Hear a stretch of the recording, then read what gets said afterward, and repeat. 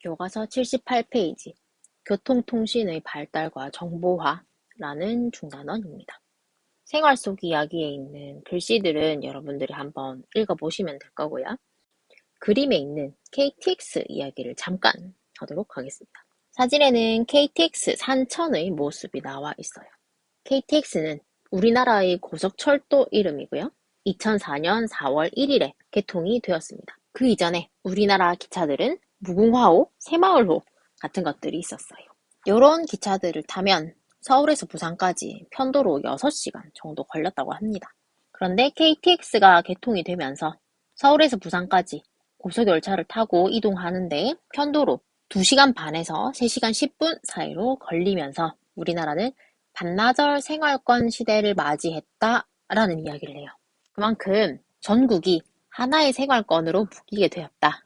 그 말은 하루 안에 우리나라의 다른 곳곳에 가서 볼일을 보고 해를 넘기지 않고 그날 돌아올 수 있다라는 이야기가 됩니다. 고속열차인 KTX처럼 오늘날에는 교통이 발달함에 따라 여러 가지 교통수단을 이용해서 다른 지역으로 빠르게 이동을 할 수 있게 되었어요. 또한 교통의 발달과 항상 함께 따라다니는 게 통신의 발달이죠. 통신수단 또한 발달을 하면서 우리 지역, 또 다른 지역에 대한 정보를 쉽게 접할 수 있게 되었습니다. 이처럼 교통과 통신의 발달로 인해서 관광산업의 활성화를 가지고 오게 되었고 관광객이 증가함에 따라 그 지역의 경제가 활성화되기도 하였습니다. 아래쪽에 본인이 가보고 싶은 여행지와 어떤 교통수단을 이용할지는 여러분들이 한번 개인적으로 활동을 해보시면 되겠습니다. 아래쪽에 학습 계획하기에 나와 있는 요 단어들, 교통, 통신, 정보화, 가상공간, 요런 단어들을 이번 단원에서 수업을 하게 될 겁니다. 아래쪽에 동그라미 1, 2는 이번 단원에서 학습을 하게 될 학습 목표입니다. 첫 번째는 교통과 통신의 발달에 따른 생활 공간과 생활 양식의 변화를 설명할 수 있다. 두 번째로는 정보화로 인해 나타난 문제점을 살펴보고 해결 방안을 제시할 수 있다입니다. 79페이지 교통과 통신의 발달에 따른 변화입니다. 생각을 얇아 나와 있는 사진을 하나 보겠습니다. 사진은 우리나라의 최초의 철도인 경인선입니다. 경인선은 서울과 인천, 서울의 노량진에서 인천의 제물포까지를 연결한 우리나라 최초의 철도였습니다. 경인선은 1899년에 개통이 되었고요. 경인선의 개통 이후 1905년에는 경부선, 서울과 부산을 잇는 두 번째 철도인 경부선이 운행을 실시하게 되었습니다. 그때만 해도 서울을 출발해서 부산까지 도착하는데 14시간이 기차로 꼬박 걸렸다고 합니다. 초창기의 기차는 시속 20km/h 였습니다. 하지만 현재의 KTX의 최고 속도는 300km 정도가 된다고 해요. 과학기술이 발달하면서 교통 기술도 발달을 하게 되고 그러면서 같은 거리를 가는데 좀 더 빠르게 이동을 할 수 있게 되었습니다. 본문으로 나와서 이번 페이지에서 할 내용은 교통과 통신의 발달입니다. 그래서 교통의 발달과 통신의 발달 이렇게 두 가지로 나누어서 볼 거예요. 교통의 발달 첫 번째로 교통수단이 발달하기 이전에 사람들은 도보, 걸어 다니거나 우마차, 소나 말이 끄는 마차를 이용해서 이동을 했어요. 하지만 산업혁명 이후가 되면서 산업혁명 시기에 증기기관이 발명이 되었죠. 그러면서 기차가 등장하게 되었고 기차가 등장하면서 먼 거리를 대량으로 사람들을 수송할 수 있는 교통수단이 발달을 하게 됩니다. 그러면서 뒤이어 자동차나 고속철도 그리고 항공기 같은 교통수단이 발달을 하게 되면서 사람들은 먼 거리를 더 빠르게 이동을 할 수 있게 되었어요. 오늘날에는 개인이 교통수단을 소유할 수 있을 뿐만 아니라 지하철 같은 대중교통을 사람들이 널리 이용을 하게 되었습니다. 두 번째로는 통신의 발달입니다. 옛날에는 걸어서 사람이 직접 이야기를 전하거나 말을 이용해서 소식을 전했어요. 그러다가 전신과 전화가 발명된 이후에 통신기술이 더 발달을 하게 되었습니다. 오늘날에는 TV나 인터넷 같은 것들을 통해서 전 세계의 소식을 빠르고 신속하게 실시간으로 주고받을 수 있게 되었어요. 또한 인터넷과 휴대전화의 발달 등을 통해서 많은 양의 정보를 시간과 거리에 관계없이 주고받을 수 있게 되었습니다. 이런 교통과 통신의 발달에 조금만 더 추가를 하자면 현재 우리나라 교통수단의 이용 현황을 간단하게 정리를 해줄게요. 현재 우리나라 사람들은 많은 교통수단을 이용을 하고 있습니다. 교통수단은 주로 사람이 이동하는 데 쓰이는 교통수단과 물자를 이동하는 데 나르는 교통수단이 이용 비중이 달라요. 사람이 이동하는 데 사용되는 교통수단은 자동차를 이용한 도로 이용이 가장 많고요. 그 다음이 지하철이 많습니다. 대부분의 대도시에는 지하철이 모두 다 깔려 있죠. 그 다음이 먼 지역을 갈 때 이용을 하는 철도가 있고요. 다음으로 항공교통을 이용합니다. 그 다음에 해운이라고 하는 건 배를 이용하는 비중이 가장 낮습니다. 물자, 물건 같은 거를 이동을 시킬 때에는 도로를 통해서 이동하는 게 아무래도 가장 이용 비율이 높고요. 그 다음이 해운입니다. 아무래도 배는 다른 교통수단에 비해서 컨테이너 박스 같은 것들을 생각하면 엄청 많은 양을 한 번에 이동시킬 수 있기 때문에 도로만큼 자주 이용되진 않지만 다른 교통수단에 비해서는 굉장히 많이 이용되는 편입니다. 그 다음으로 철도를 이용을 합니다. 그 다음으로 항공을 이용해. 이 순서를 알아두시면 도움이 되겠습니다. 아래쪽에 있는 미술 속의 사회 한번 같이 보겠습니다. 제목은 화가의 작품 세계를 넓혀준 교통의 발달입니다. 우리 교과서에 나와 있는 작품에는 고흐의 마차와 기차가 있는 풍경, 터너의 전함 테메레르의 마지막 항해 이 두 작품이 있는데 이거 말고 모네가 그린 생라자르역이라는 그림도 교통의 발달과 관련된 작품이라고 할 수가 있겠습니다. 네, 교과서에 실려있는 글들은 여러분들이 읽어보면 될 거고요. 선생님은 아래쪽에 있는 내용을 한번 정리를 해드리겠습니다.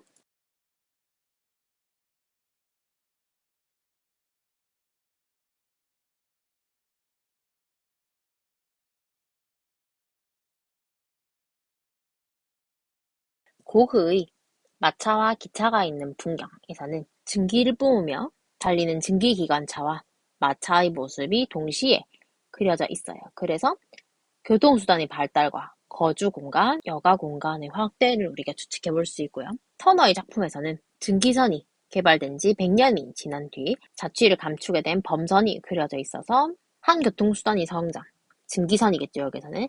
다른 교통수단, 범선의 휘퇴를 가져오기도 한다라는 것을 알 수가 있고, 모네의 생라자르역이라는 그림에는 선로, 승강장, 석탄을 저장하는 창고, 승객의 대기장소 등 당시 기차역의 모습을 잘 보여주고 있습니다. 이처럼 교통과 통신의 발달로 인해서 상품, 자본, 기술 뿐만 아니라 문화, 신념, 가치 등까지 국경을 넘어서 자유롭게 이동하고 있어요.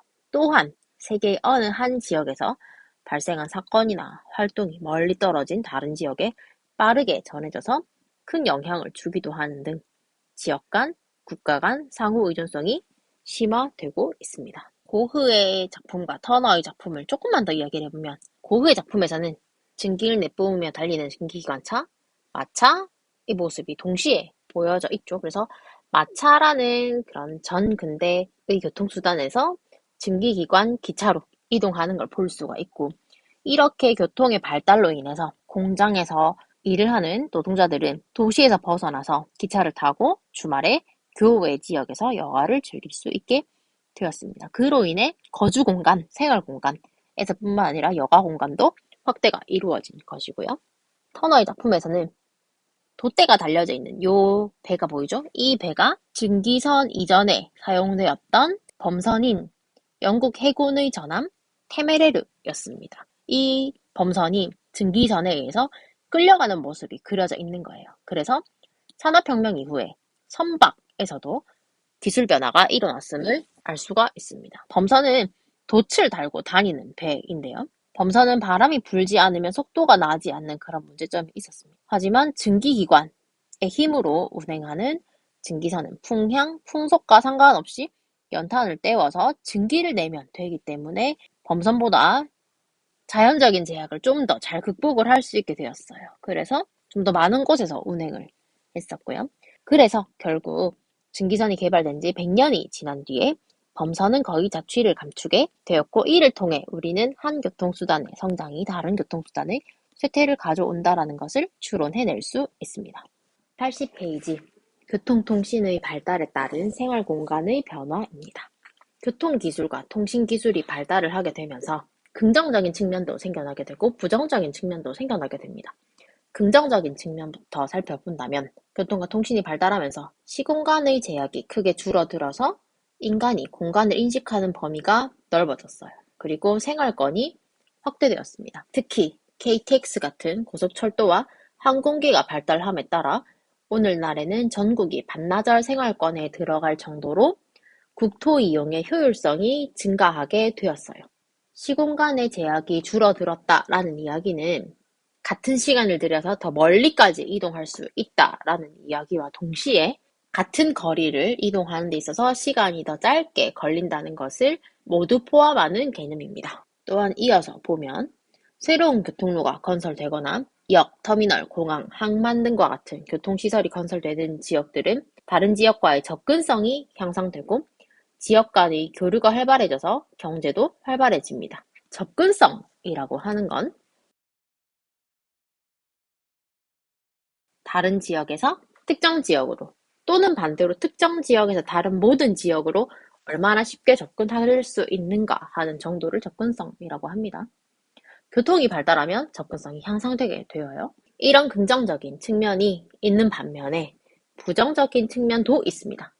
반면에 교통이 불편한 지역이나 새로운 교통로의 건설로 인해서 다른 지역으로 인구와 기능이 유출되는 지역, 이런 지역들은 경제가 침체되거나 쇠퇴하기도 합니다. 그로 인해 교통이 편리한 지역과 교통이 불편한 지역에는 지역 간의 격차 문제가 발생을 하게 됩니다. 그 이야기 아랫단락에 나와 있어요. 교통의 발달로 지역 간의 물자와 지역 간의 사람과 물자가 빠르게 이동해서 국토 효율성이 증대되는 장점이 있는 반면에 지역 격차 문제라는 부정적인 현상도 발생을 하게 됩니다. 지역 격차 문제의 대표적인 예시로 빨대 효과라는 걸 들 수가 있습니다. 빨대는 여러분들도 어디에 빨대 꼽는다라는 표현을 들어본 적이 있을 거예요. 그런 것처럼 빨대로 컵이나 어디에 있는 음료를 빨아들이는 것처럼 교통이 발달한 대도시가 주변에 있는 중소도시의 인구, 기능을 빨대로 빨아들이는 것처럼 흡수하는 현상을 빨대 효과라고 합니다. 아래쪽에 생각을 키우는 활동 보겠습니다. 교통의 발달이 지역에 영향을 미치는 거에 관한 활동이에요. 그래서 교통의 발달이 지역과 지역 주민의 삶에 어떤 영향을 미치는지를 보겠습니다. 자료 1, 2에 있는 글씨는 여러분들도 충분히 읽을 수 있을 거라 생각합니다. 자료 1번 호남 고속철도의 개통이라는 제목의 글을 읽어보면 호남 고속철도가 개통된 이후 수도권에서 서울, 인천, 경기 수도권에서 호남, 광주광역시와 전라남북도로 이동을 할 때 고속철도를 이동하는 승객은 증가했지만 고속버스, 항공기를 이용하는 승객은 감소했다라는 이야기가 나와요. 제일 마지막 단락에 있는 이런 표현들을 통해 우리는 무엇을 알 수 있냐면 새로운 교통수단, 여기에서는 고속철도가 되겠죠? 이런 새로운 교통수단이 하나가 등장하거나 성장하게 되면 기존의 사람들이 이용하고 있던 다른 교통수단, 여기에서는 아마 고속버스나 항공기가 되겠죠? 이런 기존의 교통수단은 쇠퇴하게 되고 고객들을 새로운 이동수단에게 뺏기는 효과가 생기게 됩니다. 자료 2번 거가대교의 개통이라는 제목의 글을 보면 부산과 거제도, 부산에 있는 가덕도와 거제도 이 섬을 잇는 거가대교가 개통이 되었어요. 이 거가대교를 개통하기 전에는 사람들이 아까 설명했던 빨대 효과라는 거에 의해서 거제도에 있는 상권들이 쇠퇴할 것이라고 예상을 했어요. 경상남도 거제시의 시민들이 부산에 와서 상권을 이용하는 것이 아닐까라는 걱정이 있었는데 실제로 거가대교를 개통을 하고 보니 부산에서 거제시로의 접근성이 향상이 되면서 거제시를 찾는 관광객들이 증가했다고 합니다. 그래서 오히려 거제시의 관광객이 늘어나 지역 경제에 도움이 되고 있다라는 내용의 뉴스였습니다. 그럼 아래쪽에 질문에 대한 답을 한번 해보겠습니다. 자료 1을 보고 호남 고속철도의 개통 이후에 나타난 지역의 변화를 보겠습니다. 광주 송정역은 KTX역 고속철도역이 있는 곳입니다. 이 지역은 철도 이용객의 증가로 역 주변의 상권이 활성화되고 있다라고 정리를 할 수가 있을 것이고요. 광주 공항 주변의 지역에는 광주에서 또는 광주로 이동하는 사람들이 고속철도를 더 많이 이용하다 보니까 공항을 찾는 사람들이 줄어들어서 공항 내나 아니면 공항 주변에 있는 상권이 침체되고 있다라고 정리할 수 있겠습니다. 두 번째로 문제 2번입니다. 자료 1을 보고 거가대교 개통 이후 부산과 거제 주민의 생활 모습은 어떻게 변화했는지 이야기를 해보겠습니다.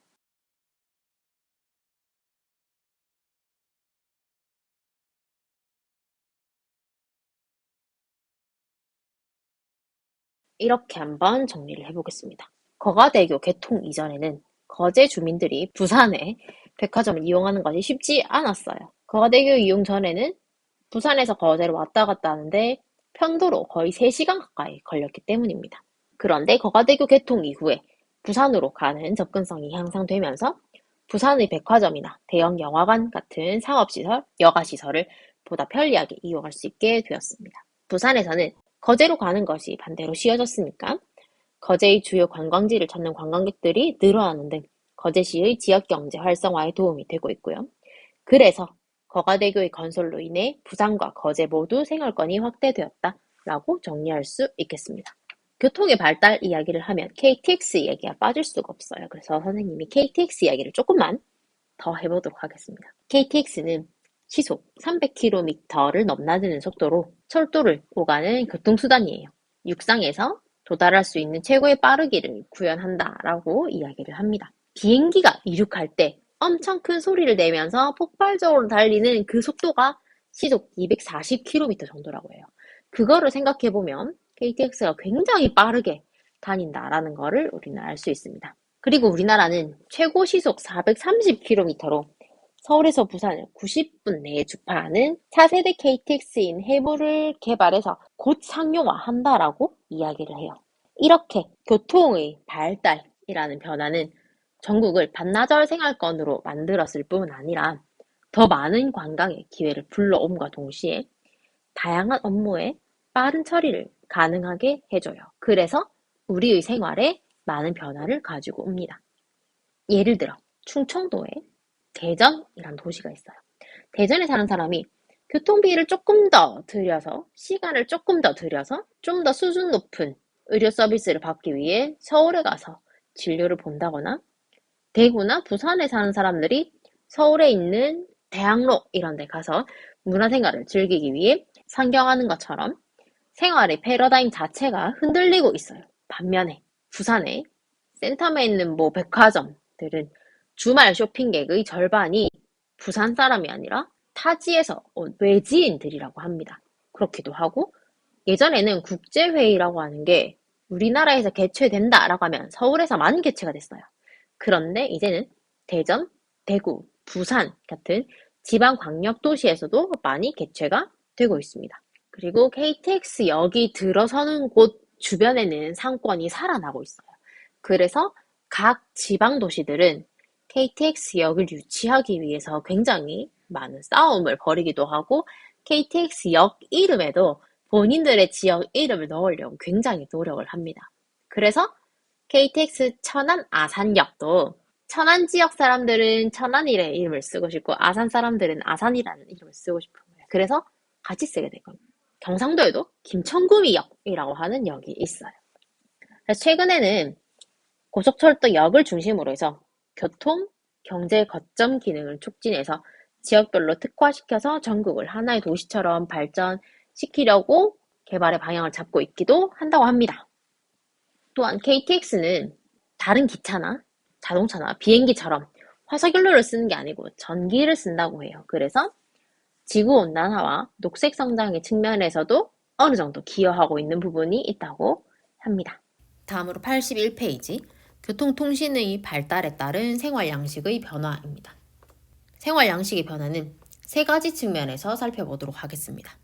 첫 번째로 교통의 발달로 인해서 우리나라 내에서 더 멀리 있는 지역 그리고 같은 지역을 이동한다 해도 더 빠른 시간에 이동이 가능합니다. 무엇이 이동하느냐? 원료, 상품, 자본, 노동력이 이동해요. 그리고 국내, 우리나라 내에서의 이동뿐만 아니라 전 세계적으로 해외로도 이동이 자유로워집니다. 그렇게 되면서 다른 나라와의 교역이 증가하고 필요한 물건을 더 쉽게 살 수 있게 되면서 사람들의 생활이 풍요로워졌어요. 그러면서 예전에는 멀어서 또는 이동하는데 돈이 너무 많이 들어서 가기 힘들었던 지역도 쉽게 갈 수 있게 되면서 관광 산업 역시 발달을 하기 시작합니다. 특히 세계적으로 원료, 상품, 자본, 노동력의 이동이 자유로워지면서 세계 여러 국가의 자회사나 지점, 생산 공장, 판매점 같은 것들을 두고 세계적인 규모로 생산과 판매 활동을 하는 다국적 기업과 초국적 기업의 활동과 영향력이 증대되고 있습니다. 여러분들이 쉽게 생각할 수 있는 것으로는 맥도날드나 스타벅스 같은 것들 생각을 하면 좋을 것 같습니다. 생활이 풍요로워지면서 경제 활동도 활성화되고 관광 산업도 발달하고 그에 따라서 문화 교류도 활성화됩니다. 오른쪽에 그래프를 하나 보도록 하겠습니다. 제목은 우리나라 항공여행 및 항공화물 증가 추이입니다. 항공은 비행기를 이용한 교통수단입니다. 교통의 발달로 인해서 해외여행이 활성화됩니다. 물론 국내 여행도 활성화됩니다. 그러면서 항공 여객 수가 증가했어요. 그리고 다른 나라와의 교역이 증대됨에 따라 항공을 이용한 화물 수송도 증가하게 되었습니다. 그로 인한 결과로 인천국제공항은 동북아시아의 허브 공항 역할을 하고 있다라고 우리가 볼 수가 있습니다. 다시 본문으로 돌아와서 두 번째 단락입니다. 통신의 발달 이야기고요. 통신의 발달로 인해서 우리는 좀 더 편리한 생활을 할 수 있게 되었습니다. 사람들은 시간과 장소에 구애받지 않고 많은 정보를 좀 더 쉽고 빠르게 주고받을 수 있게 되었고요. 또한 전화나 인터넷, 스마트폰 같은 것들을 이용해서 물건을 쉽게 살 수 있게 되었습니다. 여러분들도 인터넷 쇼핑 같은 것들을 이용을 해본 적이 있을 거예요. 그런 거 생각해 보면 되겠습니다.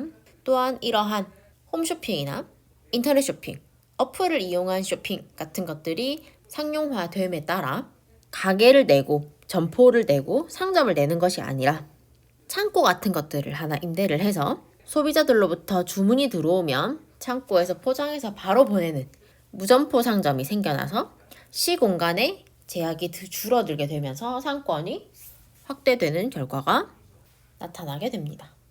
이처럼 교통과 통신의 발달로 서로 다른 지역 또는 국가 간의 상호작용이 활발해지면서 다양한 문화를 교류할 수 있게 되고요. 또한 다른 나라의 문화가 전파되어서 새로운 문화가 형성되기도 하고 전 세계적으로 보편적인 문화가 나타나게 되기도 합니다. 문화와 관련해서는 여러분들이 7단원에서 아마 좀 더 자세하게 공부를 했었고 공부를 할 것이라고 생각이 듭니다.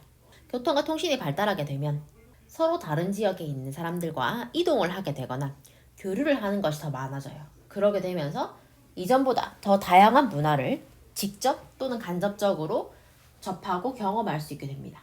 그래서 더 다양한 문화를 경험해 볼 수 있는 장점이 있지만 한편으로는 문화 교류가 활발해짐에 따라 각 지역의 고유한 문화의 다양성이 파괴가 되고 문화가 획일화된다라고 하는 부정적인 측면도 나타나게 됩니다. 교과서 오른쪽에 누리소통만, SNS, 인터넷 사용자가 늘어나고 인터넷을 이용해서 문화나 일상을 교류할 수 있는 활동이 늘어남에 따라 가상공간, 즉 온라인상에서 인맥을 구축하고 관계를 유지하고 정보를 주고받기 위해 제공되는 서비스를 우리는 순우리말로 누리소통망, 영어로 SNS라고 합니다. 여러분들도 아마 트위터, 페이스북, 인스타그램, 틱톡 이런 것들 많이 하고 있거나 많이 봤을 거라고 생각을 합니다. 이런 모든 것들이 SNS에 포함이 됩니다. 아래쪽에 교실 밖 생생체험 보도록 하겠습니다. 아래쪽에 있는 사진과 글은 여러분들이 한번 읽어보면 좋을 것 같고요. 선생님은 추가적인 설명을 조금 더 해드리도록 하겠습니다. 교통이 발달하고 통신이 발달함에 따라 우리의 일상생활에 어떤 변화가 생겼느냐라고 하는 구체적인 사례들이 될 수 있을 거예요. 교통이 발달하게 되면 서로 다른 지역 간의 인적 교류 그리고 물적 교류가 증가하게 됩니다. 그러게 되면서 통근권, 통학권과 같은 생활권이 확대가 돼요. 교통수단이 발달하게 되면 예전에는 통근 또는 통학하기 어려운 거리에서도 통근이나 통학이 가능해지게 됩니다. 그리고 서로 다른 지역 간의 상호 의존성이 증가하게 됩니다. 특히 교통이 발달하게 되면서 관광산업, 여가산업이 활기를 띠고 있어요. 그리고 교통의 발달뿐만 아니라 통신의 발달로 인해서 지역 간의 교류가 더 활성화되고 있습니다. TV나 인터넷 같은 것들을 활용한 전자상거래가 확대가 되고 있으며 최근에는 SNS, 누리소통망을 통해서 언제 상점이 열리는지, 언제 푸드트럭이 어느 지역에 가 있는지 같은 것들을 실시간으로 알 수가 있습니다. 또한 전자상거래를 통해서 일정한 상점 없이 물건을 판매할 수 있는 무점포 상점이라는 것들이 생겨나서 이전에 비해 상업 입지에서 차지하고 있는 공간적 제약이 감소하고 있습니다. 그런 것들과 관련한 예시들이 아래쪽에 나와 있고요. 교과서 아래쪽에 열린 생각, 이거는 여러분들의 생각을 담아서 답이 없는 거니까 작성을 하면 되고 예시를 하나 달아드리도록 하겠습니다.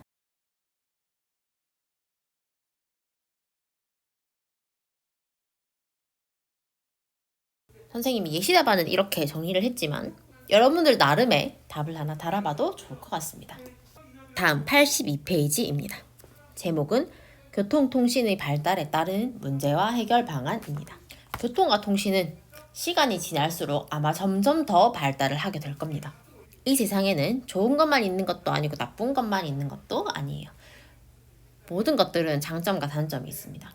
교통통신이 발달을 하면 생태계에 긍정적인 영향을 주기도 해요.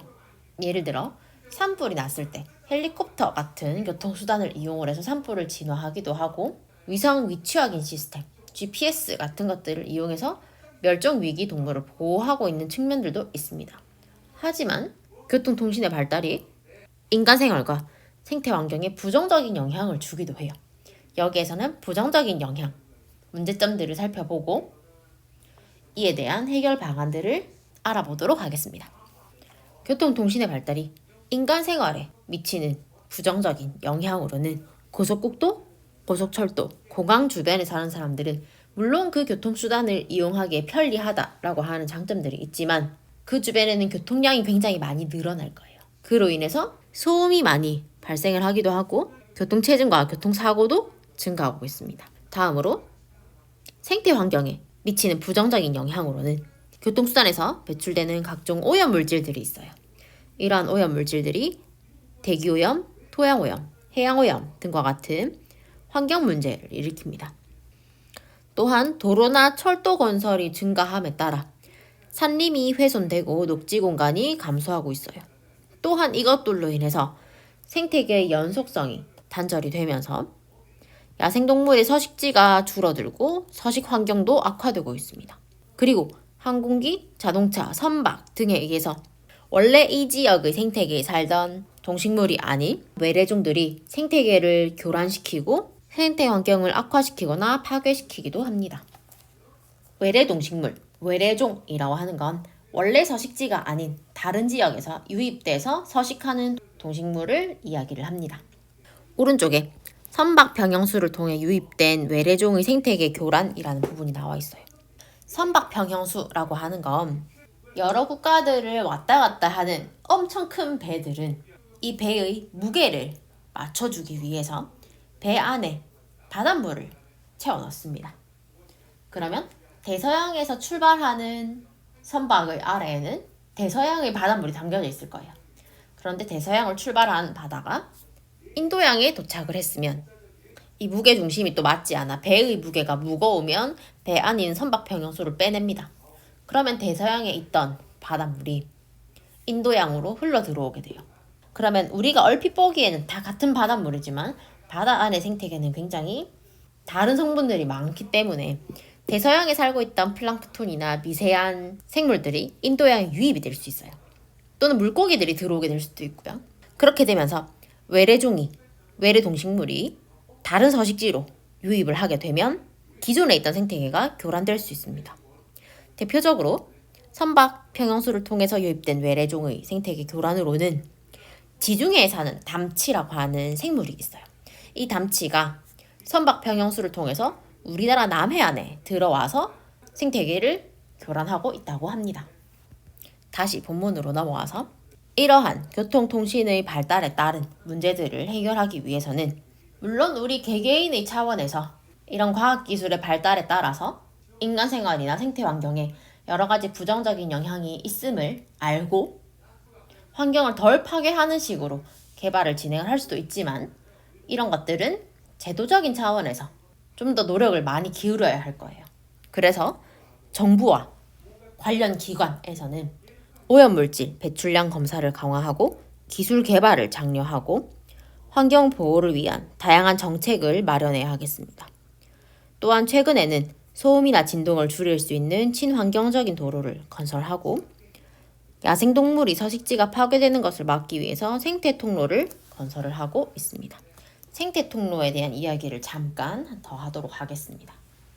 환경의 질에 대한 관심이 증가하면서 동물들의 생존권 또한 소중함을 사람들이 인식을 하게 되었어요. 그 결과 동물들의 이동권이 침해당한 것을 보호하기 위해 사람들이 동물들을 위한 동물들이 이동할 수 있는 이동 통로인 생태 통로를 만들어주고 있습니다. 생태 통로라고 하는 건 도로 건설, 택지 개발 등 다양한 개발 사업으로 인해서 야생동물의 서식처들이 단절되거나 훼손되는 경우에 이것들을 연결하기 위해서 인위적으로 만든 구조물입니다. 생태 통로는 야생동물의 이동 경로를 제공할 수 있을 뿐만 아니라 천적이나 인간의 교란으로부터 피난처 역할을 하고 또 장기적으로는 생태계의 연속성을 유지시켜줘요. 물고기의 이동을 위한 어도 역시 하천 생태계에 있는 생태 통로가 됩니다. 생태 통로는 이것을 조성하는 주체에 따라서 자연 통로랑 인공 통로로 나눌 수가 있습니다. 자연 통로는 강을 따라서 형성된 숲길이나 숲속에 있는 동물 이동로를 이야기를 하며 인공 통로는 터널이나 육교와 같이 인공 재료를 이용해서 인위적으로 만든 이동로입니다. 인공 통로는 도로를 따라서는 기다란 선 모양으로, 산을 깎은 지역에서는 육교 모양으로, 사람들의 통행이 많은 곳에서는 터널 모양으로 만들어집니다. 그러나 이런 생태 통로를 건설할 때 선행되어야 할 중요한 사항은 야생동물의 이동 경로를 먼저 파악을 해야 하는 겁니다. 야생동물의 이동 경로를 파악한 이후에 동물들의 단절된 이동 경로를 이어줄 수 있는 최적의 곳에 생태 통로를 건설해야 합니다. 그렇게 하지 않을 경우에 건설된 생태 통로는 동물들이 원래 다니던 그런 길을 인간이 단절시켜 놓고 그런 행위에 대해 진정 동물을 위해서 만든 것이 아니라 자연을 조금이라도 덜 파괴한다는 그런 인간들의 이기심이 발현된 또 다른 구조물이 될 거예요. 그래서 생태 통로를 건설할 때에는 충분한 조사를 거쳐서 행해져야 될 것입니다. 아래쪽에 알아볼까요? 내용을 한번 보겠습니다. 사례 1번과 2번은 교통의 발달이 생태계에 영향을 미치는, 특히 부정적인 영향을 미치는 그런 사례들입니다. 아래쪽에 있는 글씨들은 여러분들이 한번 읽어보면 좋을 것 같고요. 선생님은 이러한 사례들에 대한 보충을 조금 하도록 하겠습니다. 여러분들도 아마 로드킬이라는 이야기를 한번 들어본 적이 있을 거예요. 로드킬은 달리는 자동차에 치여서 도로에서 동물들이 죽는 현상을 이야기를 해요. 최근에 도로 건설이 확대되고 자동차 교통량이 증가하게 되면서 도로가 건설되기 전 이 지역의 자연환경에 살고 있던 고란이나 토끼 같은 야생동물이 도로에서 죽는 경우가 굉장히 많다고 합니다. 최근에는 이런 문제점을 해결하기 위해서 야생동물의 이동을 돕기 위한 인공구조물인 생태통로를 건설을 하고 있어요. 도로 위에 터널이나 육교 같은 것들을 설치하게 되면 야생동물들의 이동이 좀 쉬워지고 서식지가 끊어지지 않고 이어지고 조금 더 넓어져서 활동이 자유로워지는 장점이 있습니다. 사례 2번은 유조선 충돌 사고로 인한 해양 오염입니다. 해당하는 글들은 여러분들이 한번 읽어보면 될 거고요. 해양에 대한 개발이 활발해지고 많은 배들이 해양을 오고 가면서 해양 생태계가 악화되거나 파괴되고 있습니다. 특히 원유 유출 사고 같은 것들이 발생을 하게 되면 사고 직후에는 물론이고 사고 발생하고 그 이후에도 한동안은 생태계에 큰 영향을 줍니다. 이러한 사고는 유조선의 규모가 점점 더 커지고 사람들의 석유 사용량이 증가하면서 그 피해가 더 커지고 있어요. 사례 2번에는 태안 원유 유출 사고가 나와 있는데 태안은 충청남도에 있는 우리나라 황해안에 있는 도시고요. 2007년 12월에 충청남도 태안군 만리포 해수욕장 북서쪽 8km 해상에서 홍콩 선적의 유조선인 허베이 스프릿호랑 우리나라 삼성중공업의 해상기중기 부선인 삼성 1호가 충돌했어요. 이 사고로 인해서 12,540kl의 원유가 유출되었습니다. 이는 그 이전에 우리나라에서 1995년 7월에 전라남도 여수시 앞바다에서 발생했던 시 프린스호 기름 유출 사고, 그때가 8,381kl였는데 그때보다 2배 정도 많은 양이었고요. 이때 태안을 비롯한 그 근처 지역 6개 지역이 특별 재난 지역으로 선포가 되었고 피해액은 7,341억 정도로 집계가 되었습니다. 이때 정부기관에서는 전국적으로 자원봉사자들을 모집을 하고 또 사람들도 자발적으로 이 지역에 가서 원유 유출에 대한 피해를 최소화시키기 위해서 굉장히 많은 사람들이 지원을 했습니다. 그래서 전국 각지에서 모인 자원봉사자 130만 명이 이 지역에 투입이 되었고 이 과정에서 추가로 소요된 비용만 해도 1,300억 원이 지출이 되었다고 합니다. 태안의 만리포 해수욕장 근처를 가면 이때 발생했던 원유 유출 사고를 기억을 하고 또 다른 피해를 막기 위한 경각심을 주기 위해서 기념관이 설치가 되어 있고요. 기념관에 가면 실제로 이 시기에 이 지역에서 자원봉사를 했던 사람들의 이름이 다 기록이 되어 있어요. 여러분들도 충청도를 갈 일이 있으면 한 번쯤은 들렀으면 좋겠습니다. 교통과 통신의 발달에 따른 여러 가지 변화들은 여기까지 수업하도록 하겠습니다. 수고하셨습니다.